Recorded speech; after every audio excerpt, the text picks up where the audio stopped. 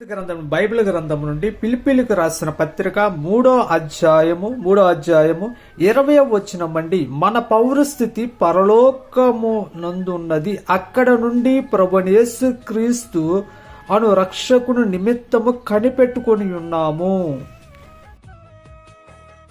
దేవుని పరిశుద్ధ నామానికి మహిమ కలుగాక. మన పౌరస్థితి ఎక్కడుందంటే పరలోక రాజ్యములో ఉన్నదండి. పరలోక రాజ్యము నుండి తండ్రి అనే దేవుడు మన తల్లి గర్భములోకి మనల్ని పంపించారండి. ఈ భూమి మీద పంపించాడు.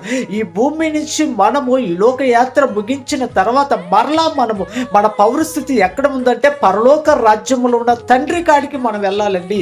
మన పౌరస్థితి అక్కడ రాయబడి ఉన్నది.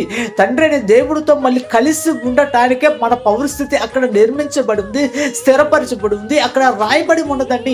మనము పరలోకానికి వెళ్ళాలి కానీ నరకంలోకి వెళ్ళటానికి వీలు లేదండి. నరకంలోకి వెళ్ళటానికి దేవుని యొక్క ఉద్దేశము, దేవుని యొక్క ప్రణాళిక కాదండి.